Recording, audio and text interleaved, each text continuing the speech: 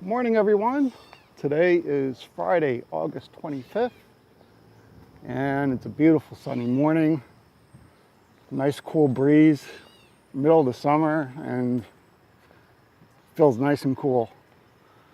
So I had this idea last night on something that I would like to do, not only with myself, but I'm going to invite friends of mine to participate with me on these walks.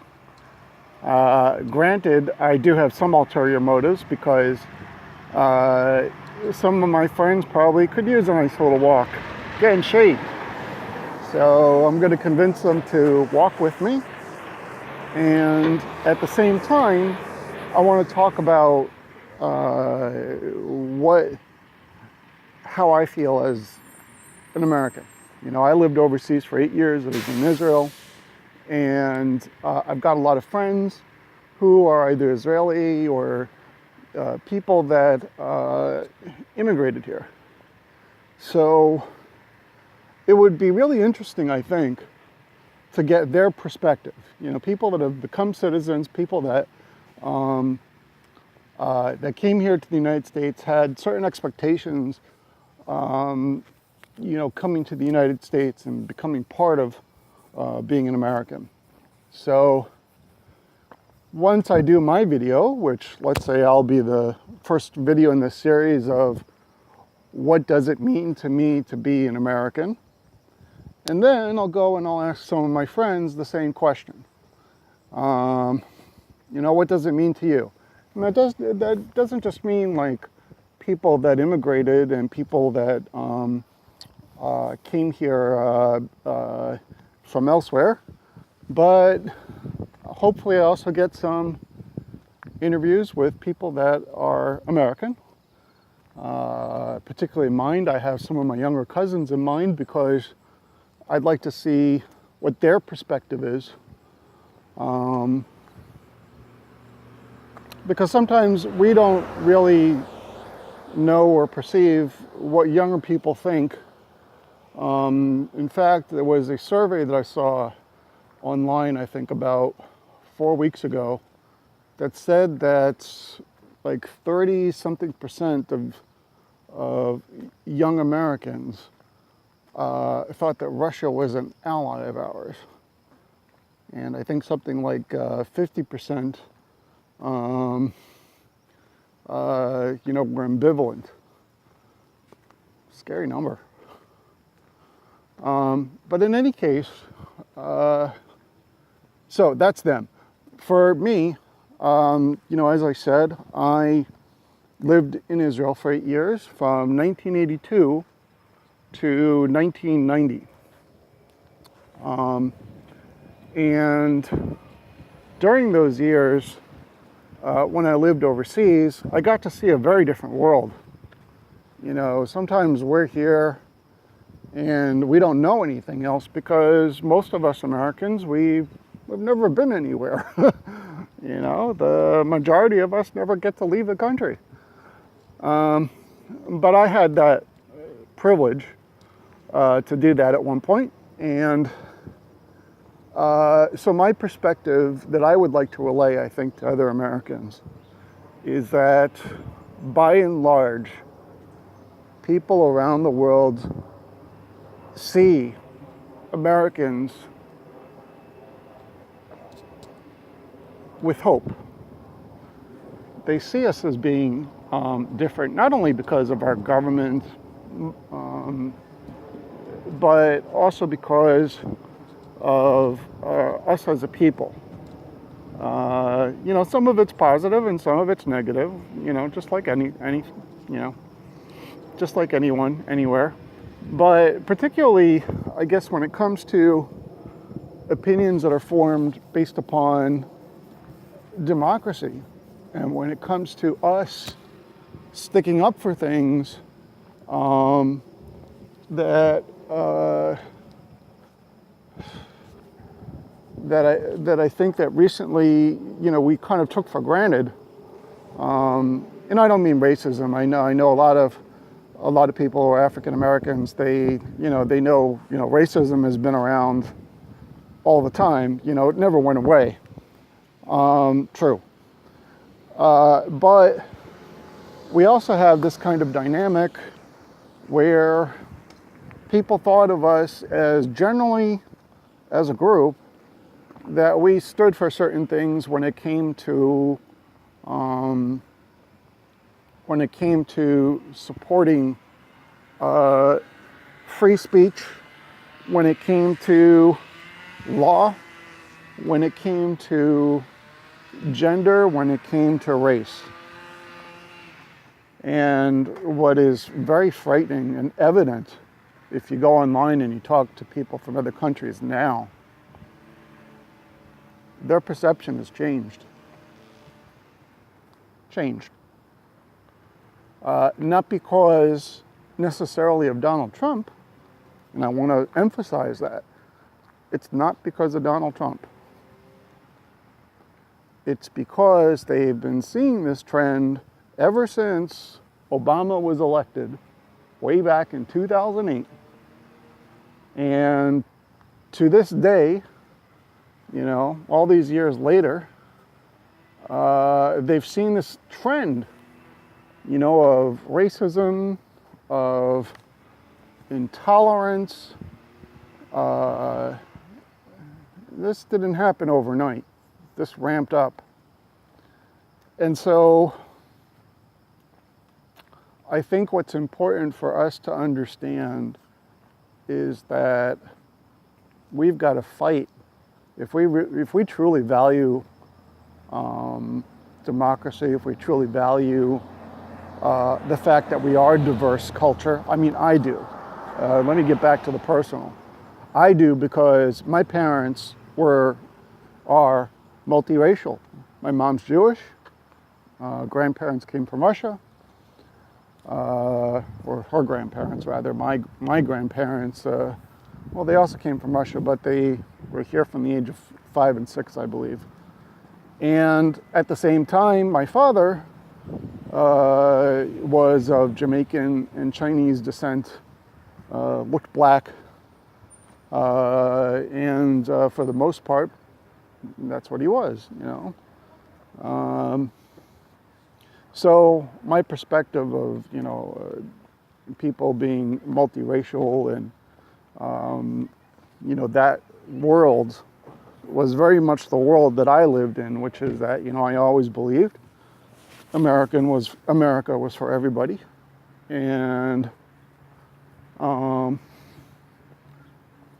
know, I think that I also grew up in a very changing kind of time. I mentioned this on one of my blog posts that I wrote, which I think everybody should read because it really goes into detail about this. But, you know, I grew up in a time, and I'm just going to do this briefly, that, you know, in the 70s, you know, I remember a couple of times when, you know, we were going along the highway and gas prices were super extreme, you know, the whole that whole crisis going back to the 70s. And then also that generally the mood was very bleak. I mean, if you go back and you watch, let's say, movies that were in the 70s, when Star Wars came out, that was a monumental change, not because it was science fiction and because it was cool or because, you know, you had all these things that, you know, kids dug. It was also part of that, but the main part was that it was positive. You know, you had all these bleak ass movies going out in the 70s. I mean, you name it. Go to Netflix and try to look up movies from the 70s and see how many of them actually look happy or positive. Whew. Ouch. You'll see what I mean. You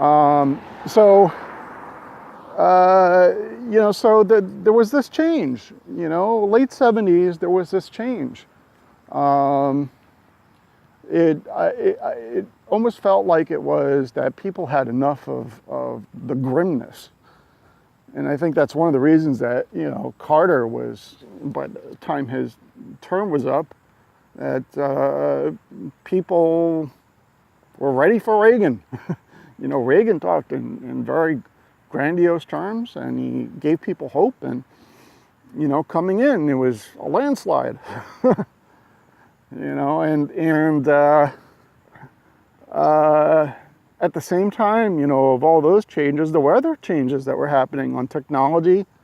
Suddenly you had computers. Suddenly you had, like the Apple II in 1982. You have the space shuttle going up with Columbia. Overall, it was just a very, very positive time. And so I think that anyone, or at least, I'll speak for myself, that it was a very positive time. There was a lot of hope for the future. And if you go back to the 80s, happy music, there was some of it. There was grunge, there was Depeche Mode, but there were the Smiths. But if you look at the music and the culture overall, the 80s were kind of like this rebel kind of, thing. You had movies like The Breakfast Club and all these kinds of things where kids were just kind of like breaking out and owning the world. So, there was a certain sense of optimism. There was a certain sense of, people breaking out of the doldrum. And, that whole period affected at least my thinking very sharply. Not because I was there. I left for Israel in 1982. And I came back in 1990, but, I still felt a part of the United States. I still saw it from overseas, so I wasn't much different than, those other people that were seeing the United States from abroad. Here I was living in Israel, and I was looking at the United States, and it was hope. To me, it was hope. I saw an American reporter one time, a group of reporters from NBC, and I was so excited. I went up to them. I said, "Hey, what are you guys doing here in Israel, in the middle of nowhere?" I live in the desert. And, I was just so happy to see them. I was like, wow, the world came to me. How fantastic. So, to me, America represented the best of the world. That's what I'm trying to get at. The United States represented the best of the world. Hope for people.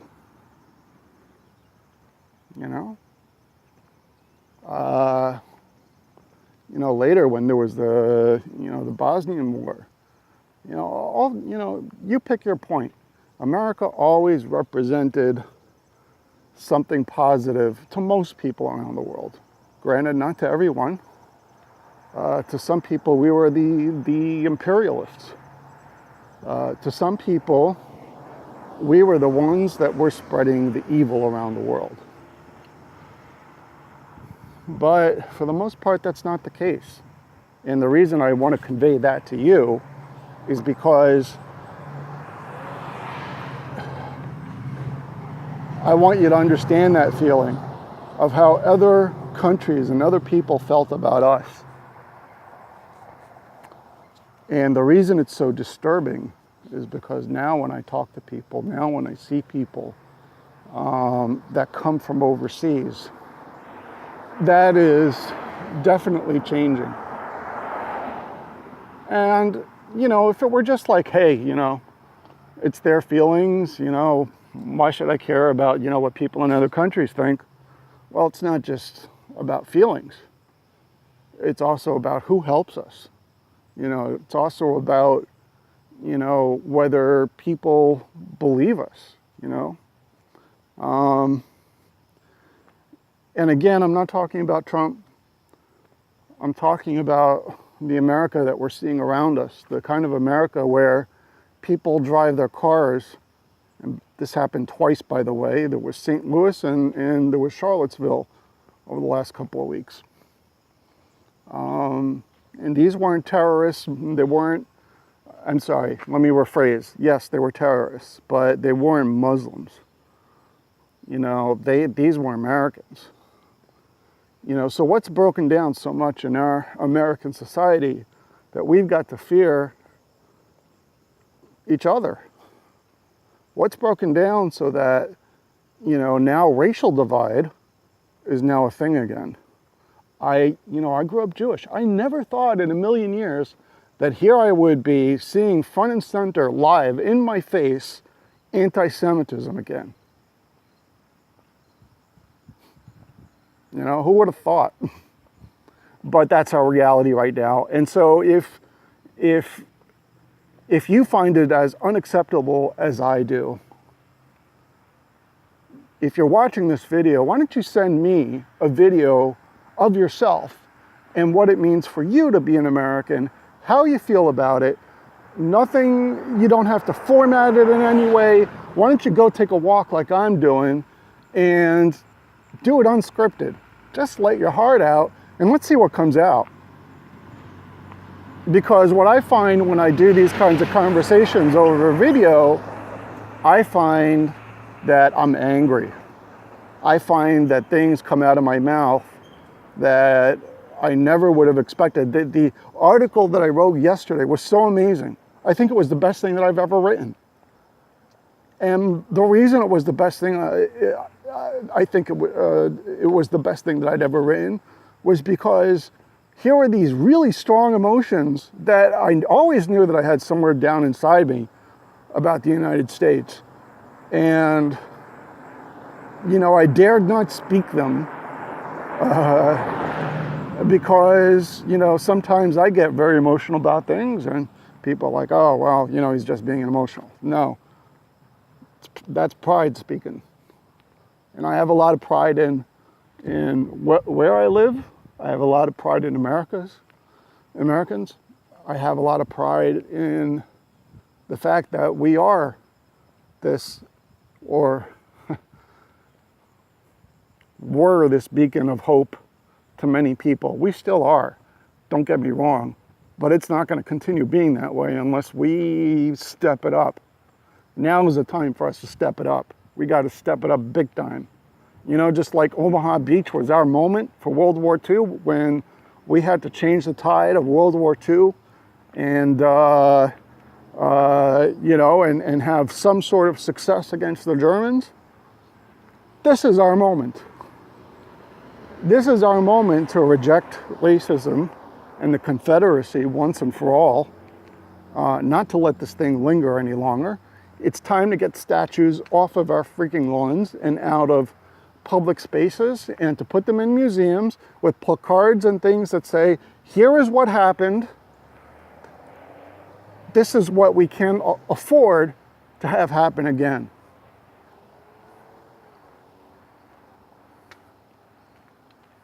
It's not heritage, it's ideology. And that kind of ideology, just like Hitler in Germany, requires remembrance, not honor. We do not need to honor that. We honor the American flag, not the Confederate flag. We honor the ideals that are written in the Constitution, not the ideals that are written in the Confederate Constitution. And believe me, they're there. Slavery. So, those are the points that we need to drive home. Those are the points that we got to fight on tooth and nail. If somebody asks you, why this upsets so many people, it's not about being liberals, and it's not about being conservatives. It's not about left and right. It's not about GOP and Democrats. It's not about any of that stuff. It's about what's morally right, what is human. And as human beings, these are the things that we subscribe to as Americans. All men are created equal. Everyone deserves an opportunity, an equal opportunity.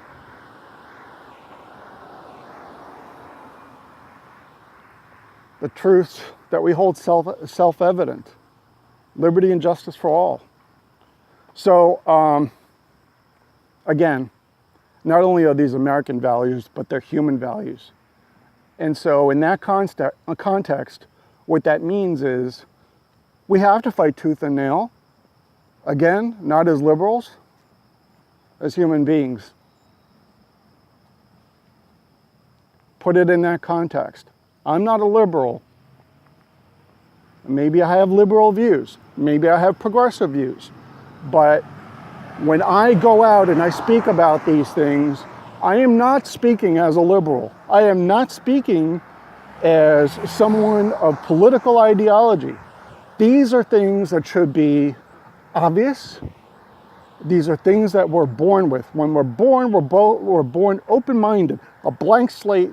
We're born with the desire to crawl, to walk, to run. We don't know anything from anything. The first thing we do is we try to make our way in the world. And so when we talk about our values of freedom, when we talk about that ability to just go, we can't simply turn our back and say, you know what? When somebody says you're a liberal because of those things, you have got to bring the verbal ammunition out.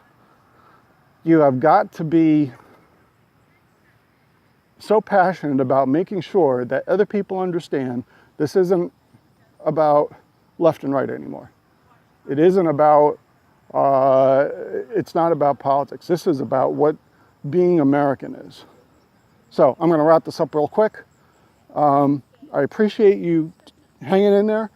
I hope these words are taken to heart, and I really look forward, I hope to see things that you guys can send me, your own videos, your own thoughts about what it means to be an American. Thank you. I appreciate it. Thank you.